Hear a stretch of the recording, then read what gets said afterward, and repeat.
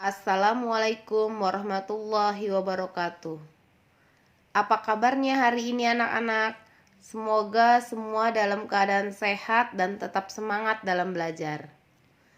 Hari ini kita akan mempelajari senyawa alkohol dan eter.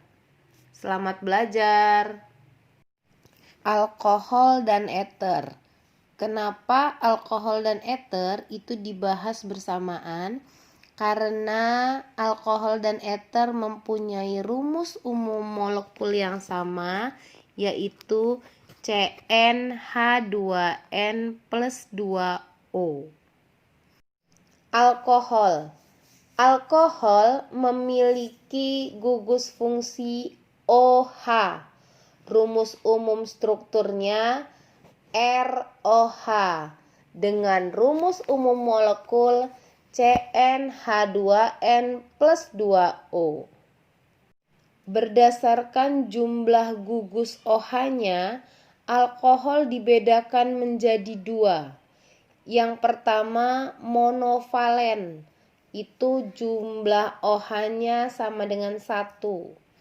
Yang kedua polivalen, jumlah OH-nya lebih dari 1. Jenis-jenis alkohol. Berdasarkan jenis atom C yang mengikat gugus OH, alkohol dibedakan menjadi 3. Yang pertama adalah alkohol primer, yang kedua adalah alkohol sekunder, yang ketiga alkohol tersier. Yang A, alkohol primer.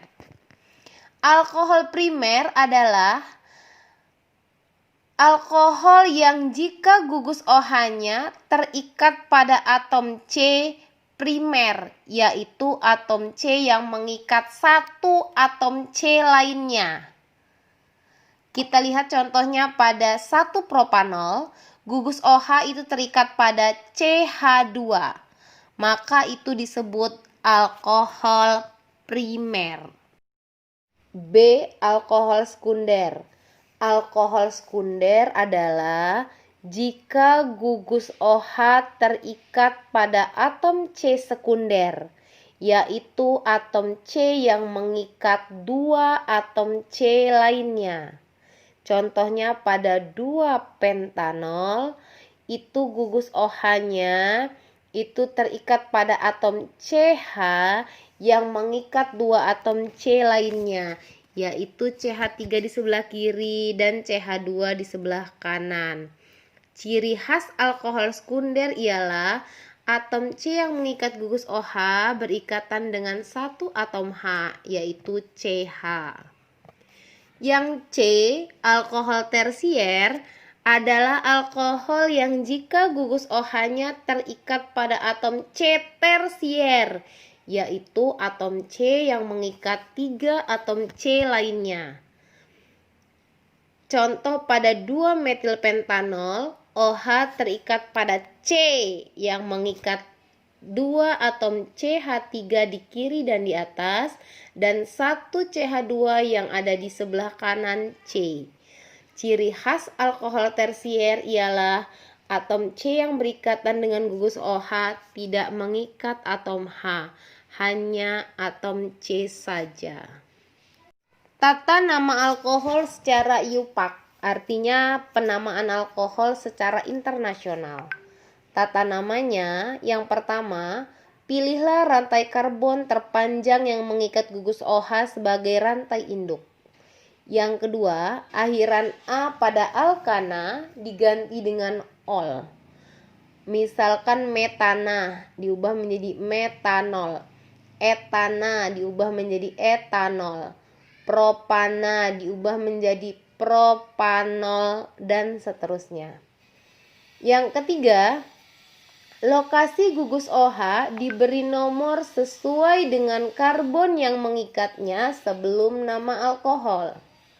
Contoh kita lihat pada CH3, CH2, CH2, CH2OH. Gugus OH ada di sebelah kanan, berarti penamaan kita hitung dari sebelah kanan karena dekat dengan OH. Ada berapa atom C-nya? Ada 4. Kita hitung dari sebelah kanan. 1, 2, 3, 4. Karena OH nempel di C nomor 1, maka namanya menjadi 1. C-nya ada 4, namanya butanol, maka namanya menjadi 1 butanol. Yang kedua, nama alkohol dengan gugus OH lebih dari 1. Ganti akhiran ol dengan, kalau 2 berarti diol, kalau 3 berarti triol, dan seterusnya. Kita lihat pada contoh, CH3, CH2, CH, ke bawahnya ada OH, ke sebelah kanannya CH2, CHOH. Jadi OH-nya ada di nomor, kita penomoran yang paling dekat dengan OH, berarti dari sebelah kanan juga. C-nya ada 1, 2, 3, 4, 5. Karena C-nya ada 5, maka dia disebut pentana. OH-nya ada di nomor 1 dan nomor 3, maka namanya menjadi 1,3 pentanadiol. Bagaimana dengan senyawa alkohol yang memiliki cabang? Tata namanya sama dengan alkana dengan menyebutkan nama cabangnya terlebih dahulu berdasarkan abjad.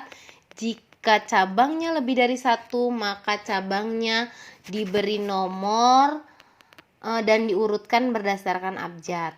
Nanti akan kita pelajari di latihan soal ya.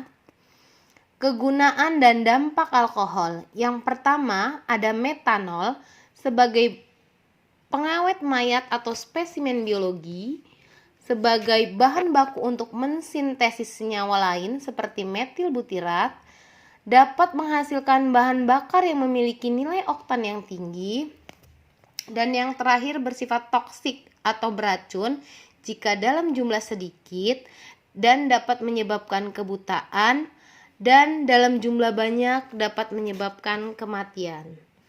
Lalu yang kedua ada etanol, digunakan sebagai zat antiseptik pembersih luka serta pensteril alat-alat kedokteran dan industri.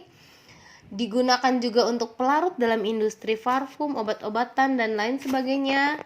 Dan yang terakhir dapat menghasilkan bahan bakar yang disebut gohosol, yaitu sebagai bahan bakar alternatif yang ramah lingkungan.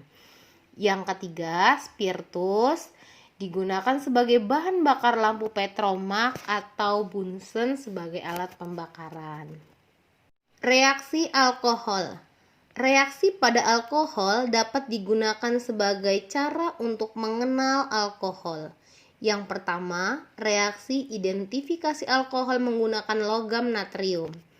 Reaksi ini digunakan untuk membedakan alkohol dan eter, karena eter tidak dapat bereaksi dengan logam natrium. Alkohol bereaksi dengan logam natrium menghasilkan gas hidrogen sesuai dengan persamaan reaksi di bawah ini. Etanol bereaksi dengan natrium menghasilkan natrium etoksida. Reaksi oksidasi untuk membedakan jenis alkohol. Yang pertama ada oksidasi alkohol primer, menghasilkan senyawa aldehid. Jika aldehid dioksidasi lebih lanjut, maka akan menghasilkan asam karboksilat. Jadi ROH bereaksi menjadi aldehid, RCOH, dan bereaksi menjadi asam karboksilat RCOOH. Sedangkan oksidasi alkohol sekunder itu akan menghasilkan keton. Jadi ROH menghasilkan RCOR. Reaksi alkohol dengan HCl, PX3 maupun PX5. Seperti berikut ini, ROH bereaksi dengan HCl menghasilkan RCl plus H2O. ROH bereaksi dengan PX3 menjadi RX plus H2PO3. Dan yang terakhir, ROH bereaksi dengan PX5 menghasilkan RXPOX3 plus HX. Eter. Eter atau sering disebut juga alkoksi alkana merupakan senyawa turunan alkana. Satu atom H rantai alkana diganti oleh gugus alkoksi sehingga eter memiliki dua gugus alkil, ROR. Rumus umum strukturnya adalah ROR, rumus molekulnya CnH2n plus 2O. Tata nama eter. Penamaan eter dapat dilakukan dengan dua cara. Yang pertama yaitu penamaan alkil eter, artinya secara trivial atau secara umum. Nama kedua gugus alkil disebutkan terlebih dahulu, diurutkan berdasarkan abjad, kemudian ditambah kata eter. Jika kedua gugus alkil sama, maka diawali dengan kata di. Yang kedua, penamaan alkoksi alkana atau eter secara IUPAC itu penamaan secara internasional, maka penamaan nama eter dimulai dengan nama gugus alkoksi diikuti dengan nama rantai utamanya. Gugus alkoksi dianggap sebagai cabang yang terikat pada gugus eter. Contoh tata nama eter. Yang pertama ada CH3, OCH3, tanda tanya itu salah sebenarnya, tanda strip, CH3 strip OCH3. Nama untuk IUPAC-nya karena di sebelah kiri dan di sebelah kanan ada metil dan metil karena namanya sama jadi diawali dengan kata dimetil, maka nama secara IUPAC-nya namanya adalah dimetil eter.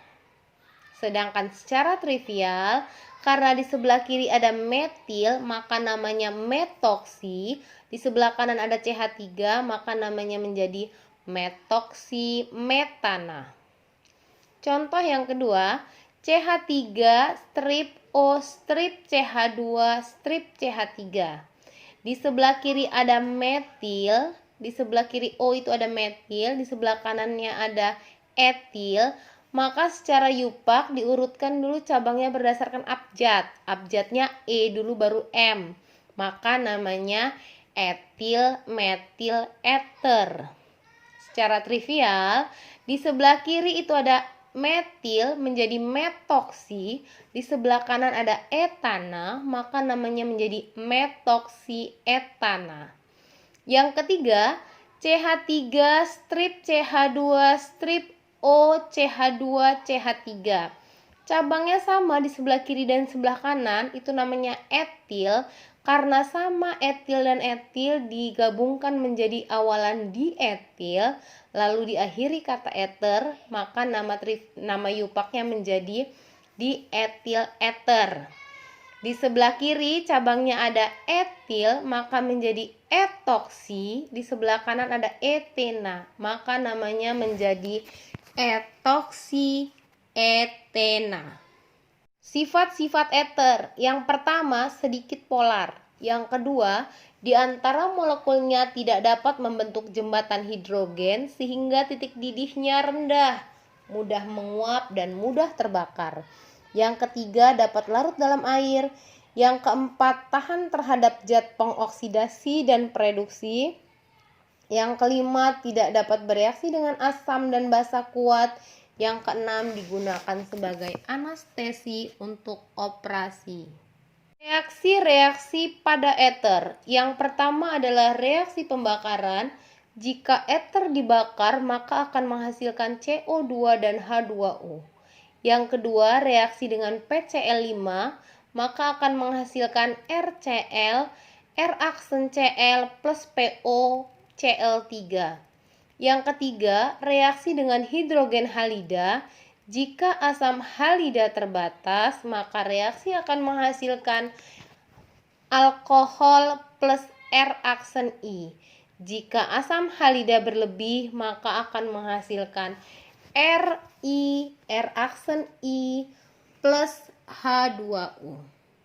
Terakhir, kegunaan dan dampak eter. Senyawa di etil eter biasa digunakan sebagai zat anestetik atau pemati rasa, obat bius yang diberikan melalui pernafasan, namun penggunaannya dapat menyebabkan iritasi saluran pernapasan dan merangsang sekresi lendir. Selain itu, eter juga digunakan sebagai pelarut nonpolar untuk melarutkan senyawa nonpolar seperti lemak, lilin, dan minyak. Eter dapat menyebabkan mual dan muntah selama waktu pemulihan. Karena dampak negatif ini, eter sudah jarang dipakai di negara-negara maju. Demikian pembelajaran hari ini. Mari kita sama-sama menjaga kebersihan, mencuci tangan, memakai masker, dan menghindari kerumunan. Semoga virus COVID-19 lekas berlalu. Wassalamualaikum warahmatullahi wabarakatuh.